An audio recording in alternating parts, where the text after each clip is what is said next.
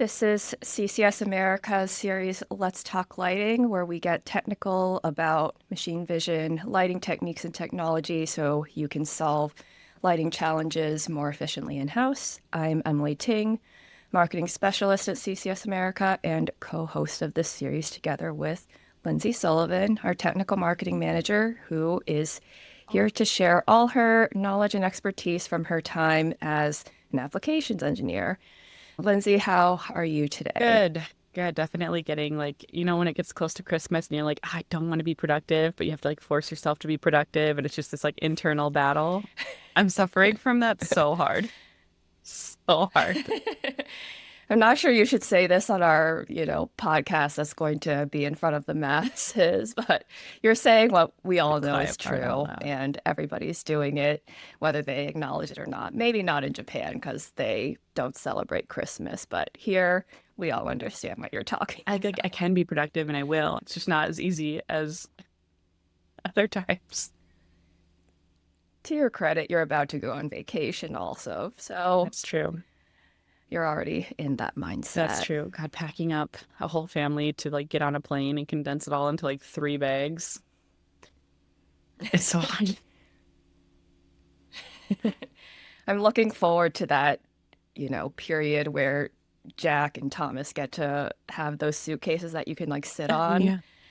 They're shaped like a car or something and they sit on it and you just pull them along. I'm so excited for that. You're going to have to send me videos and pics when that time finally arrives. I will. It's so funny because I like those, but I have 2 visions of how that will actually go in real life. And the first one is Jack pulling Tommy too fast and Tommy just falling over and crying.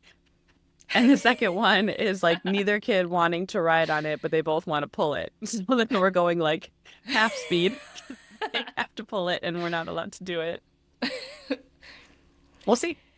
It'll be broken down into thirds, right?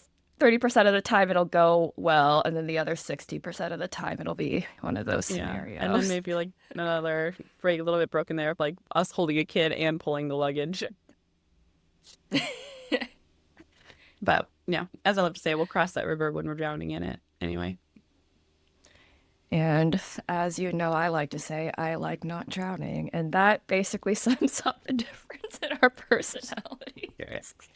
If anybody wants to understand what it's like to work with us, that phrase in my response is how you can summarize our characters. I don't know if now's the time, but I kind of want to talk about the gifts that we send each other to remind the other person to not be who they are.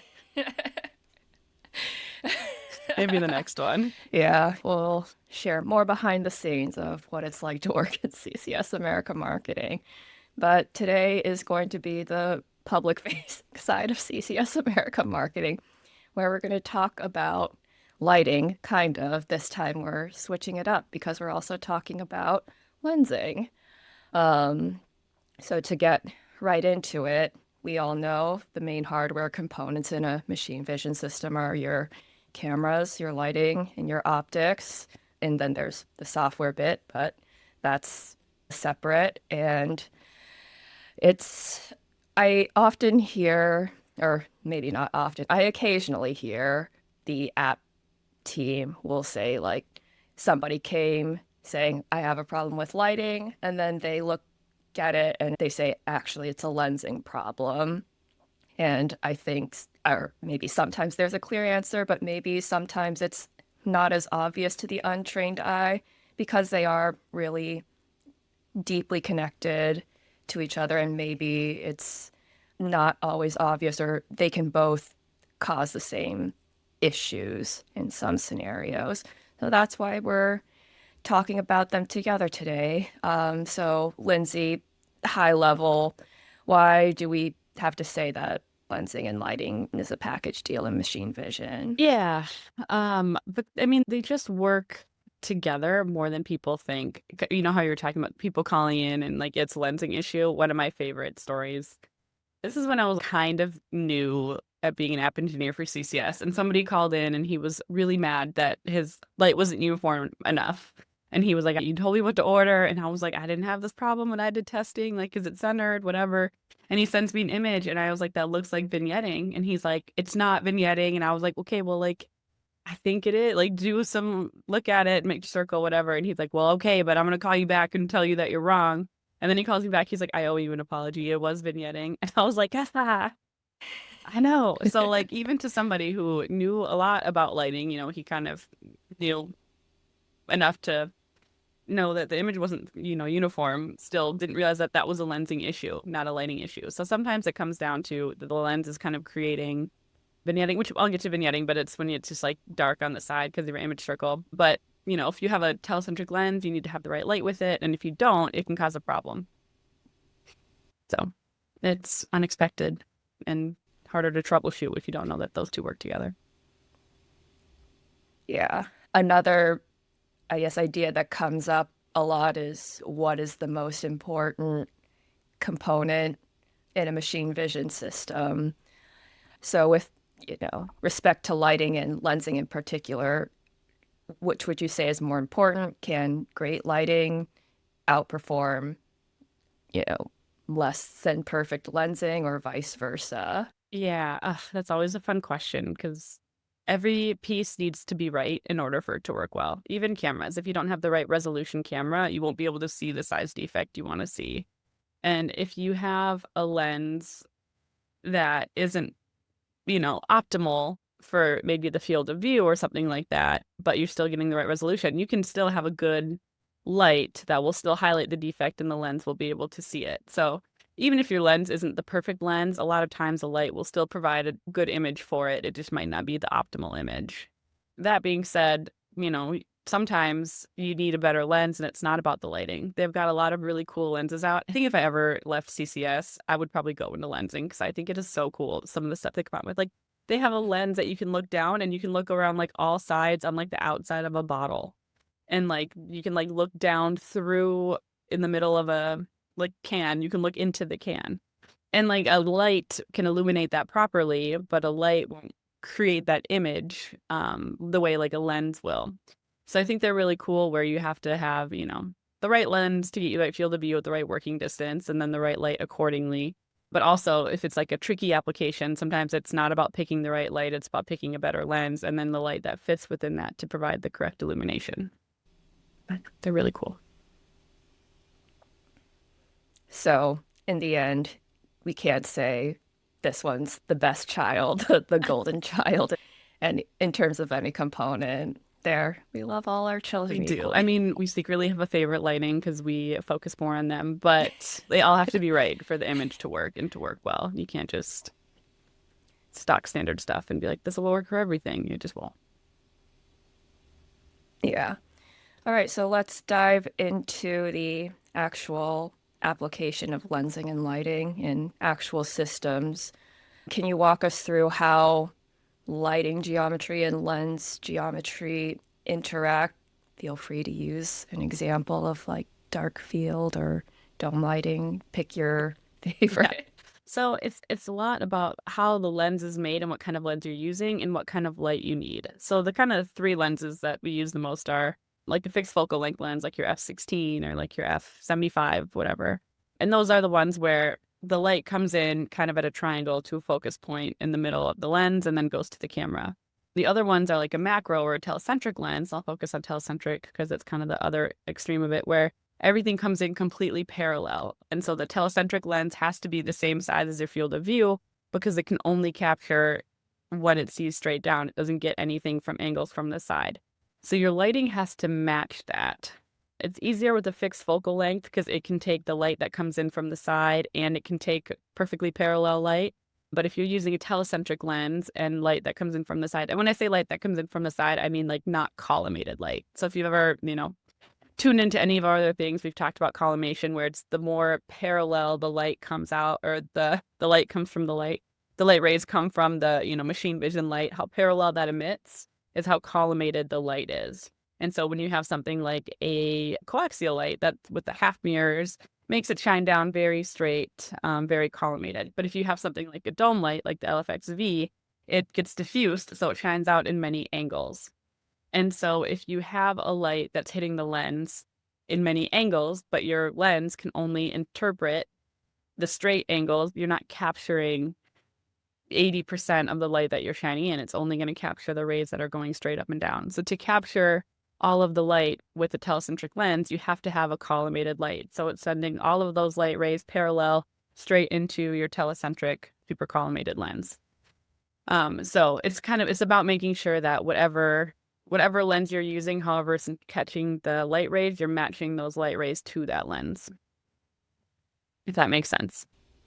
Yeah, sort of. Again, I'm saying that more because lensing is not our specialty. So this is as much like a crash course for me. If anything, it's like I joined lensing 201 when I haven't even taken lensing 101. On top of that, ask questions about it. But it's almost better because you can be like, that doesn't make sense. Explain it. Like, explain like I'm 5 kind of thing. Yeah, maybe to rephrase the question, like what are the specs of lensing that can have an impact on lighting and how do they impact it in terms of like form factor or the types of applications you do, like dark field, backlighting, diffuse, yada yada. Yeah. So I guess if you're using a backlight with a fixed focal length lens, you'll be able to capture everything if you're standard backlight because you're sending out light rays in every direction and then the lens can kind of capture them all and, send it up to the camera.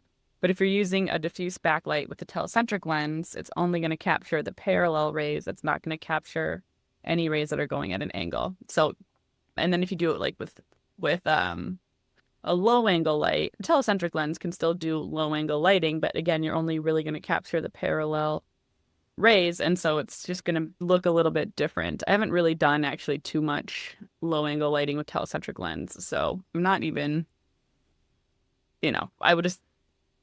I don't think it doesn't work, but I haven't really had to do it before. Most of the time when you do telecentric applications, you're putting a coaxial unit into the telecentric lens, which is directing it down in a collimated way and providing you bright field illumination. So that's a really common telecentric lens application. Based on my, below expert level understanding of lighting, to me it just sounds like it'll be darker because there's less collimated light. I don't know if that's actually true, but maybe next time you're in the lab, we'll play around, do stuff at random. Actually, it'd be fun. I have like a list of things I have to get done in the lab next time I go there. Testing out fun experiments to Yeah. try. Can we make content out of this? Because we're just a content machine at this point. That's our main contribution. In a similar vein, is there like, I don't know, if you're using this type of lens or this size of lens or, whatever, certain f-stop, certain field of view, certain, I don't know, depth of field, then you can't use certain types of light? No. So if let's say that's like more like fixed focal length. So focusing just on that, where you pick like an f16 will give you a certain field with a certain resolution camera, like a 2 megapixel camera, and an f16 will give you a certain field of view at a certain working distance. A lot of times they'll say like, okay, I need to have this field of view and I'm in this restriction. So what lens do I need to achieve that? And you'll get either a wide angle lens or a narrow one, depending on what it is. So like an f8 would give you a really big field of view, but a short working distance. You have a really big triangle versus like an f75 would give you that same field of view, but you have to be really high up. So you have more of a skinny triangle to get that field of view. And a lot of times that can change how the image looks. So kind of how I talked about, there are certain lenses that will look down the sides of a can, and that's what they're made to do. You can kind of get a similar outcome by using an f8, which has a really wide angle, looking up at a can, and it can kind of see down the edge of the can, versus an f75. It would kind of just capture, it would make the can look smaller, versus an f8 might make it look a little bit longer based on how it's capturing it. So you can utilize the lens to make the image a little bit better based on the focal length that you pick. On the other side of that, when you have a focal length, it gives you a set working distance, right?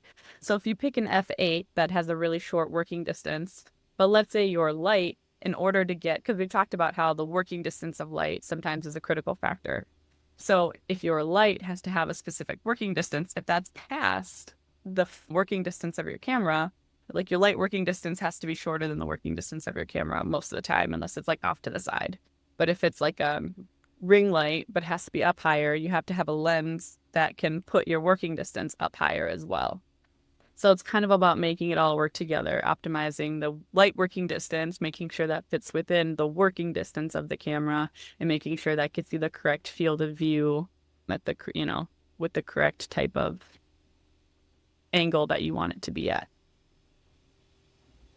Okay, so there's no, I guess, hard rule of like you can't use a coaxial light with a particular type of lens, but depending on where you have to set the lens relative to the camera, maybe a form factor that will work in a different scenario won't work in this particular scenario. Maybe there's no space for it, or where it's supposed to go to get the best image can't accommodate it because of where the camera and lensing are set up, or scenarios like that. Yeah. So two things. The first one is with the fixed focal length, you can kind of have any light. The telecentric lens, though, you have to have a collimated light, whether it's like a coaxial collimated light or a spotlight that goes into the collimated portion of the telecentric lens, or a collimated backlight, but it has to be collimated in parallel.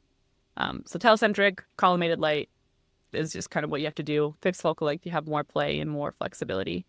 Another kind of just example of where a lens and light have to work together, which is always a good one, is dome lights. And not the flat dome light, I'm talking about like the big shell dome lights with the little camera hole. A lot of times, in order for that dome light to have the proper illumination that you want, of like removing that 3D texture, it has to be pretty close to it. But it's got a camera hole that you're looking through. So if your dome light has to be, this far, your part, so your dome light has to be this far away from your part. So it's resting here, but your lens is up there. You're now looking through this tiny little hole at the top of your dome light, and it's not going to work. So then in order to not look through the hole, you have to bring the dome light up to your lens. So you're like, it's tiny, but then like you're not getting the right effect because the dome light's too far away. So that happens quite a bit too. That's probably one of the harder ones to get right, because a ring light, it's not, you can put it wherever you want as long as you don't see it in your image. It's not that big of a deal. But dome light, when you've got this like tiny little hole that you're looking through, it's definitely like it can be hard. So that one's kind of tricky. You don't know how small that field of view is. When you yeah. yeah. On a related note, we do customs of like changing the size of the camera hole. I know it's never going to happen, but I would love like for those giant, humongous lenses to do a custom like to fit that. It would never happen. No. I don't know any scenario where that would have to be a thing, but the idea of it is really funny to me. I could see that. Sometimes we get kind of like people put lots of holes in the dome light so they can put like multiple cameras looking at like one thing. And the only reason this is on my mind is because we watched a lot of Charlie Brown's Halloween, and Charlie Brown's the Great Pumpkin. Charlie Brown, Jack loves that show. It's so funny. So when Charlie Brown goes trick-or-treating, he is a ghost, but he has a tough time with the costume, so he just puts holes all over himself. And that like reminds me of like the dome lights that have holes everywhere for all the cameras. So kind of looks like that. Yeah. We did do a line light, I remember, that had like 3 camera holes in that. So it can be done. Those custom tunnel domes often our have. audience, now you know. Yeah. Yeah, those tunnel domes too that they build, those get a lot of holes as well. All right. So now we can get into more, you hit on some of them already. Like how does the lens's field of view and working distance limit what lighting options are possible? Yeah, so that's pretty much just making sure that if your light requires a long light working distance and it's in line with the camera and lens, I guess even if it's off to the side, it can't interfere. Making sure that they're just kind of matching. So if your light working distance has to be really close to your part, then your working distance on your camera should also be kind of fairly close if you can. But if your working distance on your camera has to be really close to the part, that really limits the lights that you can pick. So you'll limit yourself in that regard if you're too close. Same if you're too far away, honestly. Like I said, you can't use a dome light if your working distance is too far away because you won't have the dome light effect.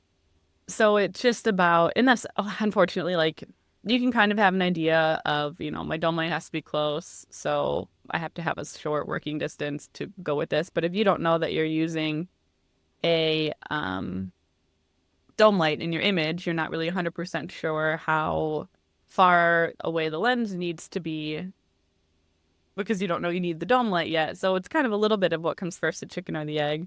And it's mostly being flexible of testing, putting it at, I like to pick like an F16 in the middle of the road and like setting it up and then like playing with my lens. And then if I do decide I need to use a dome light and I have to get closer, then I'll change my lens out to like an F12 or like an F8 and see if that can get me closer with the same field of view, but not give me too many other problems like distortion or anything like that. So it's a little bit of give and take sometimes of playing around with it. It's not a pick this first, then that. You gotta work together. Yeah. Since you brought up the f-stop, in terms of how does changing the f-stop and depth of field on a lens, how does that, change things up? Yeah, this one I actually didn't know when I first started doing sales and machine vision. So I kind of wonder how many applications I could have done better. But there's a trade-off between how open and how closed your aperture is. So, you have an image and we need more light. A really easy way to get more light into your image is to open the aperture, which the aperture is essentially like the iris of your eye, where the pupil, I'd probably say, like the pupil like closes and opens to let in more light, That's what the aperture is doing. Yeah, I know. Remember, like, I had this thing, unrelated, but I went to the eye doctor, had to get a glaucoma test, and they put that fluid in my eye. And I came back home and I was looking at my eyes in the mirror in the bathroom, and I was like, wow, the aperture of my eye is really big. And I'm just like, it's the iris. What has machine vision done to me? Anyways, unrelated. Continue. I mean, it is very related, but yeah. So when the aperture is open fully, it's like your pupil's fully dilated, you're letting all that light in. And then as you close it, you let in less light because you just have a tiny hole that the light is getting through. So if we want more light, we open up the aperture all the way. But what that does is that can decrease your depth of field. And the depth of field is like in the Z direction, how much of your image is in focus. So if I'm taking a picture of something like my canister here and something flat, and I need to read this barcode and this barcode, if my depth of field is too shallow, I can only have one of these be in focus at a time. And so if your aperture is super open, you have a really shallow depth of field, meaning you probably can't have both of these things in focus at the same time, the different heights. But you do get obviously more intensity and you get a little bit better image clarity because you're not restricting any of the light that's going in. It's just kind of all entering. So your image clarity is going to be a little bit better. You'll have higher contrast, but you'll lose your depth of field. So if you close it to get your depth of field, you kind of get all the opposites of those. You get a bigger depth of field, so then you could see this barcode and this barcode at the same time, but you lose intensity. So now maybe you have to overdrive the light to get it bright enough or change your exposure time of your camera, if that's possible, to let in more light. But you also, since you're now limiting the light that's going into the lens and the camera, you'll lose a little bit of that contrast, and your image clarity as well won't be as strong. So a lot of times you kind of sit in the middle unless your application kind of specifically calls for one way or another. Like the flat dome lights, those require a really short depth of field because you have to put the dome light in, so you've got your camera lens, the dome light, and then your sample. Here, you don't want to focus on the dome light and have that be in your focus area. So you have to have the focal length or the depth of field be past it. It have to be shallow because if it's too wide, then that's in your area of focus. Depth of focus, I suppose, and then it causes a problem. So you have to make it shallow. So when we use our flat dome light, the aperture has to be all the way open for best results. But if you're looking at anything with a high Z, you have to close it. Aside from the flat dome, have you encountered any applications where it was on the extreme end, either end? We did do, so OptoTune has an adjustable lens, so it can focus, like you put a light sensor in there and it'll focus based on the height. And we'll use that with the Gardasoft controller. And for a while we had one demo at a trade show. This is the demo, so I don't know if it counts, but we had a demo at a trade show that would do, it combined the different focusing heights into one image. So we had like, instead of like 6 different images that had different step heights in focus, it combined them all into one fully in-depth focused image. So, but other than that, application-wise, yeah, there have been some where like they just have a really high Z application and you're kind of just stretching it to the limits. And then there is a limit. Like you get to a point where like there's nothing any light can do. This is just the lens that we have. This is as good as you can get. And if it doesn't work, then you have to start, doing the adjustable lens if you need to image all of that. Yeah. Adjustable lens or redesign the Redesign, yeah. system A lot of times I feel like logistics so that you can might fit. have that, but a lot of barcode readers are much better at reading a barcode from different distances. So they often will use barcode readers instead, but that can be a problem when, you're running boxes through and you have to read the OCR codes and they can change size so much. That's a really tough application for lensing and lighting. No. Because then when it Okay. gets bigger, it's closer to the Learn light and something. then it's brighter, and then it's too intense. And then when it gets further away, it's like not bright enough. So it's hard to optimize the focal length and the intensity of the light. Okay. That makes sense. Yeah. Then, so there's telecentric lenses. What was the other two? Fixed focal lens and CCTV. Those are the three main types. Yeah, so CCTV and fixed focal length, those are one. And then it's a macro lens, which is like a telecentric lens, kind of also fixed focal length, where it still comes in at an angle. It's not perfectly parallel, but it's much more parallel than fixed focal length. And it had like a fixed working distance and stuff like that, like a telecentric lens does. Yeah. So to kind of sum up what we have been talking about for the last couple minutes, like what do they need on the lighting side to work correctly, each of those types of lenses? Yeah, you agree. It was a good summary. So fixed focal length, you need any light will work, but you have to factor in the light working distance with the camera and the light you're using to make sure that those kind of are not too far or too close. A macro lens. Your inspection task. Yeah. A macro lens can kind of do both as well. It definitely will have better results, I would say, with parallel light, but it does, come to a center point in the middle of how it interprets the image. So you can still use almost any light with it and get good results. But then a telecentric lens, that's where it has to be collimated and it has to be parallel and in line with the camera and the lens. Yeah. On the lighting side, what role do wavelengths play in all of this? They play more of a role than you expect. Lenses have like different values and different like distortions that they have. And they'll have a value of, this lens has a low distortion level, this one has a high one, but you get flexibility, stuff like that. There's trade-offs on lensing that I won't pretend to be an expert on. I know that plays into the image of, the type of distortion it can be. But lighting wise, there's something called an axial distortion. And that means that different wavelengths can create different focus heights. So if you were to take a picture of a Z and shine a red light on and set your focus to the top of this water or coffee cup, and then you turn a blue light on, the focus will change from this height to maybe this height. And then you turn a green light on and it'll change from this height to maybe this height. Not so dramatically, you know what I mean? But you can tell if you're testing full color lights, when you turn a different one on, your image, the clarity goes down just a little bit. And you're like, well, okay. And you have to do a little fine focus adjustment. So it's interesting. In the lab setting, it's not that big of a deal because most of the time we'll recommend a red light and that'll be monochromatic light and they'll just set the focus, lock it in, and it's not a big deal.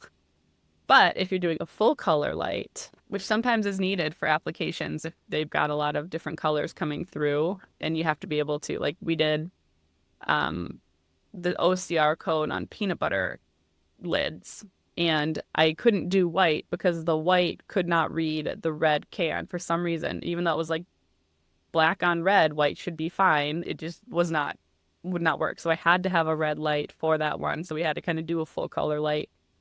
But then it would get just slightly out of focus a little bit. And a lot of times it didn't really matter. The code was still clear enough. It could still be red. But you kind of had to close down the aperture to get a good depth of field. So the focus wasn't as noticeable. But then you didn't get enough light because a full color light, when you have just one light on at the same time, is 1/3 of the intensity. So then you're overdriving it. So it's kind of making it all work together. And that's just kind of a unique problem. Not too often do we recommend having full color lights in a manufacturing setting if it's a high-speed application. If it's not and it's stationary, then it's totally fine. Do whatever you want. But yeah, that was kind of one, but it can play different. Yeah. What about non-visible wavelengths? I mean, I guess UV you would use um, a lens with, maybe. I don't know. We do. Yeah. How about IR? Yeah. We have a lens with UV too. And like SWIR, you would need your own. It doesn't. Oh, and this one, I probably haven't looked into as much to see how much it really affects it. Um, but it can have a different response, kind of same thing at longer wavelengths. So I won't talk too much on it. Like I know with SWIR, there are designated SWIR lenses, but you can technically use a non-SWIR lens and it would still work. It just wouldn't be as clear. So as you get to those longer wavelengths, you do kind of eventually need to have a designated lens. And they do have designated near IR lenses that will give you better results. But you can still use a standard lens if you do. And we do it frequently when we're doing our testing. So not required, but would be a better image probably if you did.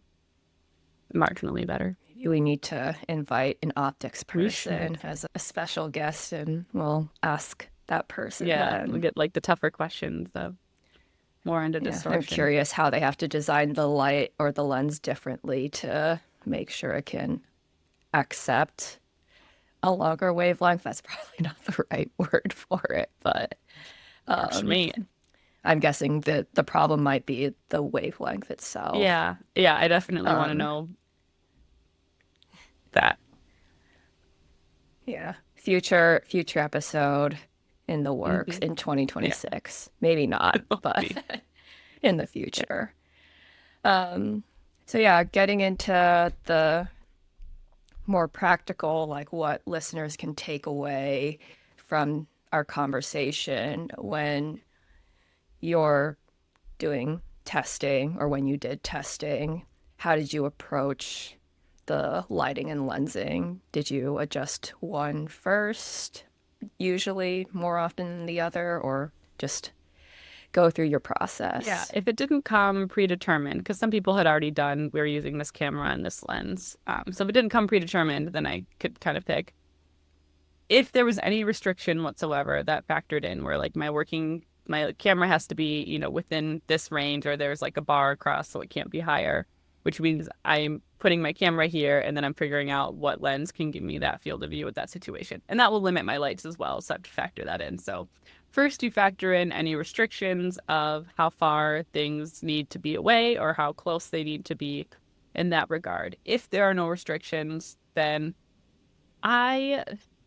this is kind of where I touched on it a little bit, but I always kind of started with like an f/16 because I thought that got you close enough that, you could try a dome light and it would work okay, but like far enough away that I could still play with my working distance on my HPR too.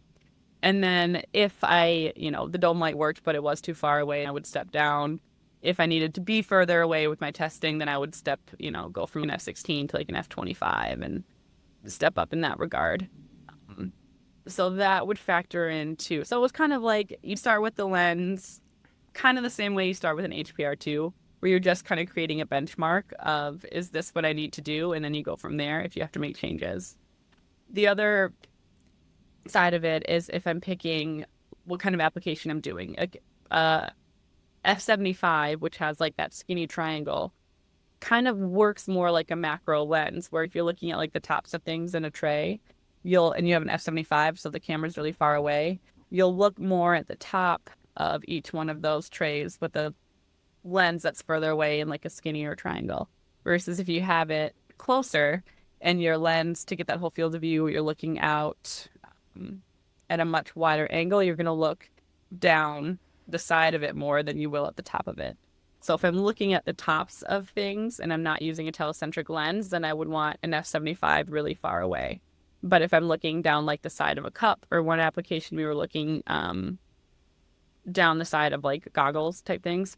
And so I had like an f/8 so I could see down the side and see if there was any defects on that illumination. So depending on what you're trying to do too, will also fix the lens. And at that point, that lens would be fixed. And then I would pick a light that fits that instead of like changing the lens for the light.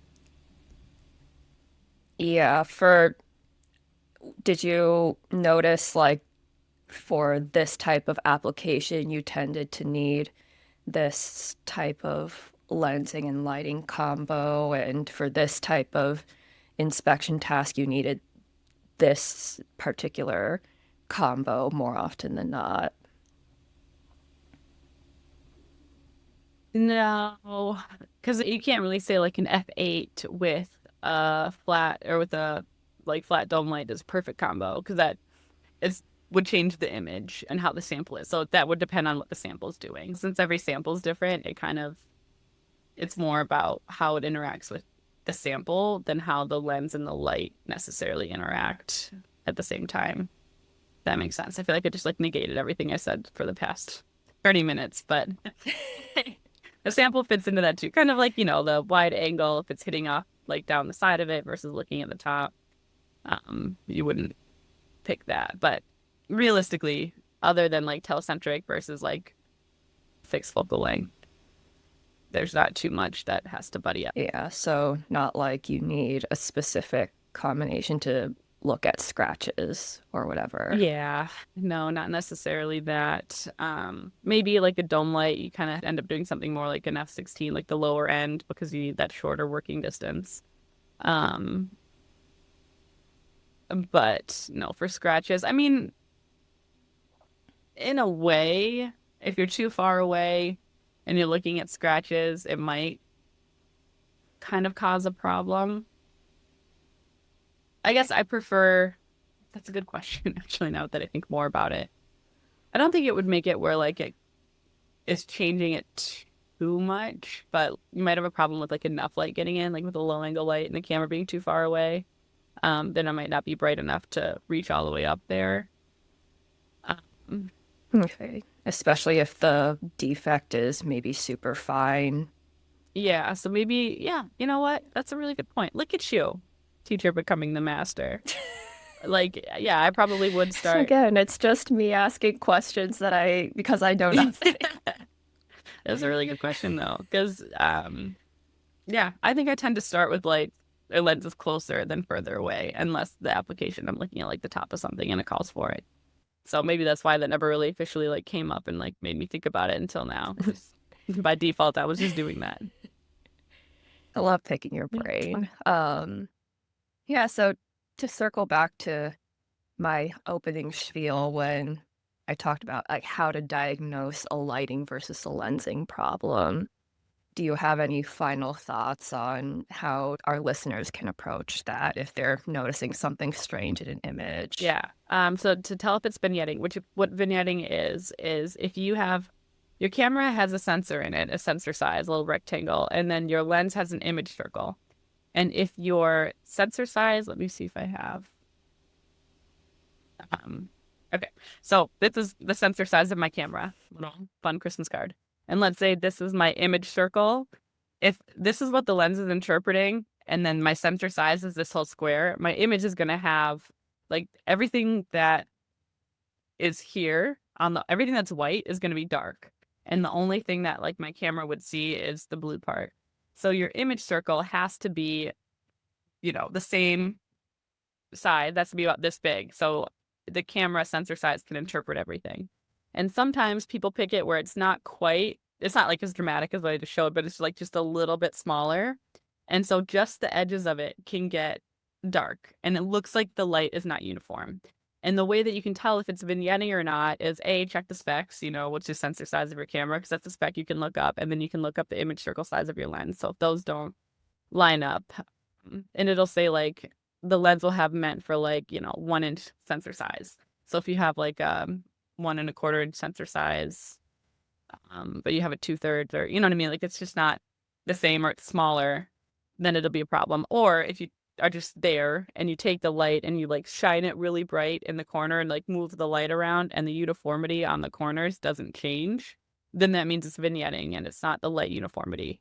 Because if it's not vignetting and you move the light around, like the corner will be brighter or it'll be darker as you move the light away. So if the corners don't change, or if you see like a blatant circle, which happens sometimes if you did really bad choices, sometimes like that would happen. I would grab the wrong camera, light lens combo and be like, oh, that's wrong. Yeah, so unless it's like super obvious, but moving the light around will kind of tell you that. And sometimes that's kind of the most obvious one to know that you've made a mistake that I would focus on. Sometimes it's like the optics of the sample caused a problem. We had that happen one time where the sample was kind of glass, and like they had an inspection set up before, and it was working well, and they made like a slight change to how the part was made, and it like added like half a step in this glass part, and that changed the whole optics of the light. So they were like, I need a new light, it's not working. And we had to kind of like, this is a sample problem, because I had to like look it up and hold it up in the light. It was really interesting to troubleshoot, because it wasn't a lighting problem, it was like the optics of their sample, which is unrelated to the lens, but still an optics thing. But yeah, so that would say probably making sure that it's vignetting and not a poorly uniform image is the biggest one to look out for. And then checking your distortion limits on your lens. If it's, looking like it's bowed or Yeah, pin cushioned. That's a lensing thing, not a lighting thing. that's the other one that comes to mind that I've heard the app team talk about is when you have a lot of samples that you're trying to inspect in the field of view and it looks distorted or, you're not getting the image you want. And then is it a lighting problem or is it a lensing problem? Like which one you have to change? And maybe depending on the situation, it can be one or the other. I would say a lot of times when it comes to distortion, that can be fixed with lensing, because the lenses will have different distortion rates based on, the kind of lens you pick.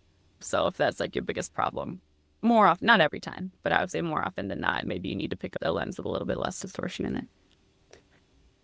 Okay. So if it's a distortion problem, try lensing before trying to change lighting.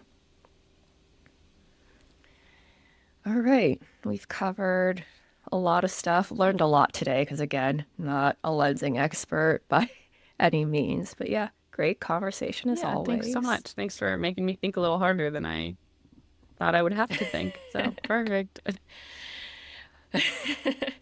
I'll have to step it up to challenge you a little more, make your job harder for you in 2026 because we will continue doing this, I think. And it'll be a great time. We'll keep this up, so stay tuned to our audience. But yeah, things we have coming up in 2026. We are going to continue doing our technical roundtables. I guess this is, official announcement part one of many to come. We do in-person trainings around the country once a quarter, open to all if you're somebody looking to understand more about how to test lighting more effectively in-house. Our first one is going to be on February 5th in Denver, Colorado. And then we're going to do one in Rochester, New York on April 30th, in Memphis, Tennessee on August 27th, and in Hoffman Estates, Illinois on November 5th. It's just taking us all around the country to places I don't know if I would have ever visited without these technical roundtables. But that's the beauty of it, is bringing it to places outside the major machine vision hubs. I think it's nice because a lot of times people don't go there, and it's like travel to me or don't learn anything. And we're like, we'll come to you. It's okay. You only have to drive a couple hours. We'll exactly. be there. So registration is open on ccsamerica.com/ it's like technical roundtable or something. It's under our technical resources in the top menu. So look for it there. You can message me and Lindsey on LinkedIn or wherever, and we can send the link to you. We will also be at Automate next year. I just again, my trade show trauma is starting to resurface as if it ever left, if we're being honest. Our last trade show of the year ended, 2 months ago, and still just it's simmering below the surface, right? My never-ending anxiety. Preemptive boring. I have taken the preemptive boring term, and our nanny Beth uses it all the time, and so does my husband Mark. And I'm like, you're preemptive boring. Stop it. So real in my life. So funny. Yep, you're just surrounded by preemptive warriors. Actually, you're the Kevin, and then we're all the ones that need to relax more. Yeah, I maybe I had calming presence and We joke around that if we have Yeah, that's why you're in our lives, is to keep us yeah, calm. we like joked that like if I think we said if you and Mark ever got married, one of you would be like, but what if this happens? And then be like, oh my God, you're right. You need somebody to be like, that's fine. It's okay. Whatever level of worrying we are at now, it would just like exponentially Yeah. increase. But yeah, And that's why you're married to him and not me. it's so real. Uh, and on that note, yeah, we'll wrap up here instead of continuing to talk about the anxiety of people in Lindsay's life. So if you learned something new about machine, vision lighting, or lensing today, please give the video a like and subscribe to our channel. And you can follow CCSA, Lindsay, and myself on LinkedIn. Feel free to send us questions or topic ideas for this series, especially now that we're gearing up for 2026 and we need ideas about what to talk about once a Yeah. month. We'd love to hear it. So yeah, thanks for Yeah. Thanks, listening. guys.